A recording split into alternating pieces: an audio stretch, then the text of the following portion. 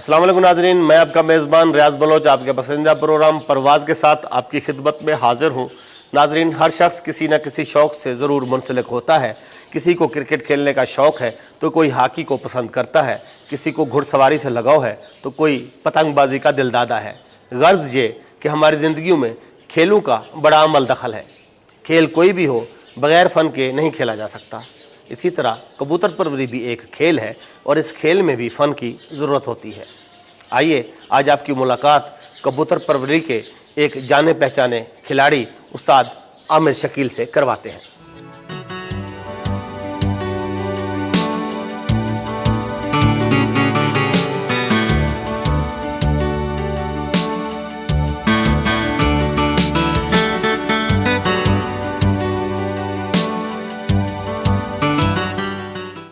جب سے دنیا بنی یا جب سے روح زمین کا آغاز ہوا، انسان کا اور کبوتر کا ساتھ ہی رہا ہے۔ جیسا کہ یونان میں 5000 سال پہلے پتہ چلایا یا جیسے بھی لگا پتہ ان کو، تو کبوتروں کا ساتھ انسان کے ساتھ ہی پایا گیا۔ غاروں میں انسان رہتا تھا شروع میں، تو کبوتر بھی ساتھ ہی غاروں میں رہتے تھے۔ اس کے ساتھ ساتھ دونوں کا تعلق رہا ہے۔ اور ہسٹری یونان کی یہ بتاتی ہے کہ انہوں نے جب دیکھا یا جانچ پڑتال کی ہے تو کبوتروں کے نشان وہاں پہ ملے ہیں، غاروں کے اندر سے بیلوں کی تصویریں ملی ہیں۔ سب سے پہلے انسان نے جو قابو پایا ہے وہ بیل کے اوپر پایا ہے۔ اس کے بعد کبوتر تو آلریڈی ان کے ساتھ ہی رہتے تھے، تو یہ اس دور سے لے کے اب تک کبوتر اور انسان دونوں ساتھ ساتھ ہی چلے آ رہے ہیں۔ لہذا جیسے کہ انسان کا تعلق حضرت آدم علیہ السلام سے شروع ہوتا ہے، ٹھیک ہے نا، اس طرح کبوتروں کا بھی تعلق ایک کبوتر سے شروع ہوتا ہے۔ اس کبوتر کا نام راک پجن ہے، جیسے اس کا پورا نام کہہ لیں راک ڈو پجن ہے۔ وہ کبوتروں میں سب سے پہلا کبوتر کہا جاتا ہے ہسٹری میں، یونان کی ہسٹری میں، کہ اس سے آگے بریڈیں چلی ہیں ساری۔ اس وقت تقریباً 800 قسم کے کبوتر پائے جاتے ہیں تمام ممالک میں۔ ہمارے ہاں زیادہ تر لاہور میں جو شوق ہوتا ہے وہ آسمانی کبوتروں کا ہوتا ہے، ملتان وغیرہ میں نیچی ڈان والے کبوتروں کا ہوتا ہے، ٹکڑی والے کبوتروں کا ہوتا ہے، یا ویسے کہہ لیں فینسی پجن کا ہوتا ہے۔ ریسر کبوتروں کا یہاں پہ شوق کم ہے۔ زیادہ تر یورپ میں ریسر کبوتروں کا شوق ہے، جو ہومر کبوتر جسے ہم قاصد کبوتر بھی کہتے ہیں، ان کا زیادہ شوق ہے۔ تو یہاں پہ جو لاہور میں کہہ لیں، سیالکوٹ میں کہہ لیں، قصور میں کہہ لیں، یہاں پہ آسمانی کبوتروں کا شوق زیادہ ہوتا ہے۔ میرے استاد صاحب ہیں چودھری صحیح محمد بھٹی، وہ ان کا ایک نام ہے، ایک مقام ہے کبوتر بازی میں، ٹیڈی کبوتروں کے نام سے ان کی نا بریڈ مشہور ہے۔ 82 سے لے کے اب تک اچھے ہی ان کا رزلٹ رہا ہے کبوتروں کا۔ ہر سال ایک ہی بریڈ ہے جو کہ اڑ رہی ہے، ہر بار وہی اڑاتے ہیں کبوتر۔ شوق کی بہتری میں کچھ لوگ آئیں اور شوق کو بہتر تر بنائیں۔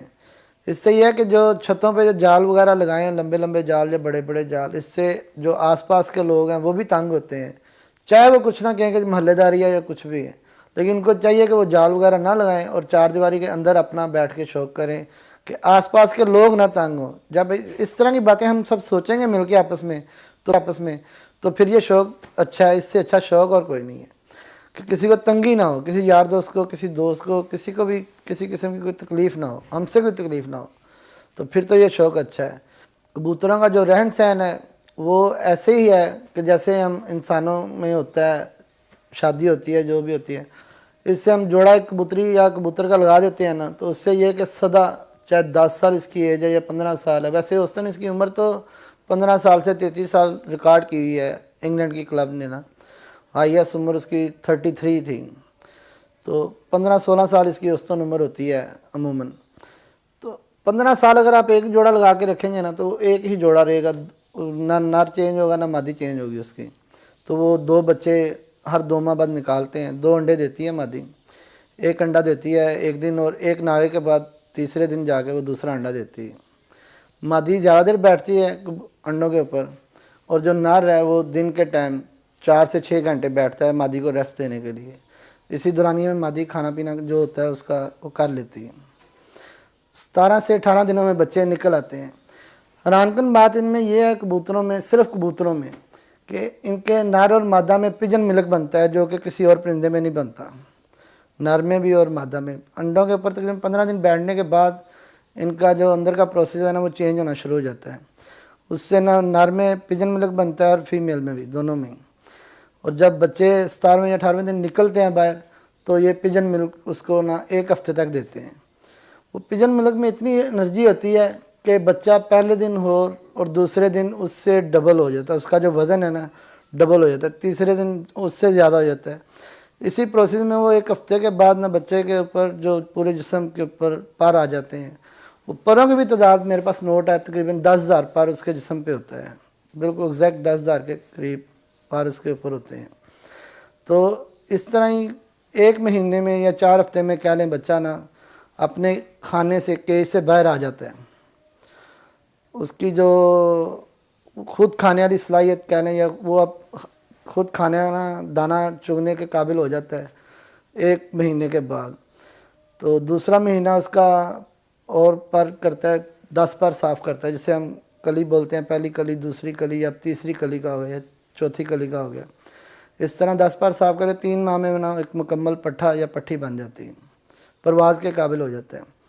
اور یہ جو ہمارے آسمانی کبوتر ہیں، اور کہنے کے پرندوں میں واحد یہی پرندہ ہے جو 90 ڈگری کے زاویے پہ آسمان پہ جاتا ہے، کوئی پرندہ ایسا نہیں ہے جو سیدھا آسمان جائے اور سیدھا نیچے آئے۔ اور اس کی جو دل کی دھڑکن کی سپیڈ ہے پرواز کے دوران 600 کے قریب ہوتی ہے، جبکہ انسان کی جو دل کی سپیڈ ہے 70 سے 80 ہوتی ہے پر منٹ۔ اب اس کے دل کی دھڑکن کی سپیڈ ہے نا 16 گھنٹے لگاتار یہ 600 کی سپیڈ پہ دھڑکتا ہے۔ اور پرواز کے دوران جب یہ پر مارتا ہے یا پر پھڑپھڑاتا ہے، جو 1 سیکنڈ میں 10 بار یہ پر پھڑپھڑاتا ہے، یہ کوئی اور پرندہ اتنی سپیڈ سے پر نہیں پھڑپھڑاتا۔ اور یہ جو ہائٹ کرتا ہے اوپر آسمان کی طرف تو 3 سے 4 کلومیٹر اونچا جاتا ہے، اس سے زیادہ اونچا نہیں جاتا۔ تو وہ ہم کہتے ہیں یہ آسمان میں یہ بند ہو گیا، بڑا اونچا چلا گیا، یہ اونچا نہیں جاتا، 3 سے 4 کلومیٹر تک جاتا ہے اونچا یہ۔ اس کے بعد یہ اپنے پر چھوڑ دیتا ہے، بالکل گلائڈر بن جاتا ہے، جیسے سیدھا ہو جاتا ہے، اپنا ایک ہلکا باب کر لیتا ہے، اسی حساب میں وہ بالکل سیدھا ایسے اٹھتا ہے۔ پر یہ اس وقت مارتا ہے جب یہ نیچے سے اوپر جاتا ہے تب پر مارتا ہے، جب اوپر سے نیچے آتا ہے تو پھر پر مارتا ہے یہ۔ اچھے کبوتر پہلے تو سیالکوٹ کا ایک نام تھا اچھے کبوتر میں نے امریکن بک میں دیکھا تھا کہ سیالکوٹ کا ذکر ہے اس میں، تو اس میں تھا کہ عقل کے حساب سے، سیانت کے حساب سے یا پرواز کے حساب سے کہنے اس وقت سیالکوٹ کے کبوتر بہت ہی اچھے تھے۔ آج سے 10 سال پیچھے چلے ہیں، 15 سال پیچھے چلے ہیں، ہر آدمی کو یہی تو ہوتا تھا کہ سیالکوٹی کبوتر لے کے ہیں، سیالکوٹی کبوتر لے کے ہیں۔ وہاں کے جو لوگ کہہ رہے ہیں یا استاد جو ہمارے بڑے بزرگ صاحبان ہیں، انہوں نے ان بریڈوں کو صحیح طریقے سے نہیں رکھا یا ان کو صحیح آگے طرح نہیں پروموٹ کیا کبوتروں کو نا، تو وہ کبوتر اب جا کے نا تھوڑے سے کچھ خراب ہو گئے کہہ رہے ہیں، یا ان کی پروازیں کم ہو گئی ہیں۔ عقل تو ان میں ابھی بھی بہت ہے کبوتروں میں، لیکن پرواز ان کی جو ہے نا 1-2 سے بڑھ کر نہیں ہے۔ اسی حساب سے اب قصور میں جو دیکھ لیں، قصور کے جو کبوتر ہیں نا، لال آنکھ یا سفید آنکھ کا کوئی بھی ہو، چاہے وہ ٹیڑی ہو چاہے وہ نہ ٹیڑی ہو، چاہے قصور لال آنکھ والا کبوتر کوئی بھی ڈب والا ہو، چینے ہو، مگر ہو، جو بھی کبوتر یا مامدین کے کبوتر۔ سیالکوٹ میں زیادہ جو نسلیں ہیں نا وہ 35 والے ہیں، اچھے ہیں، ابھی تک ان کا نام ہے، دبئی میں یا باہر ان کی ڈیمانڈ ہے 35 والے کبوتروں کی۔ بقایا موتیوں والے ہیں، کالے منہ والے ہیں، اس طرح اور بھی 3-4 بریڈیں، بٹیرے ہیں۔ کبوتر میں بیماریاں تو بے شمار پڑی ہیں یا پائی جاتی ہیں، جب سے پولٹری فارم کا یہ کام شروع ہوا ہے، ٹھیک ہے نا، اس کے بعد بیماریاں بڑھی ہیں، کبوتروں میں بھی آئی ہیں، ٹھیک ہے نا۔ تو ویسے تو حفاظتی ٹیکے لگانے چاہیے ہر 2.5 ماہ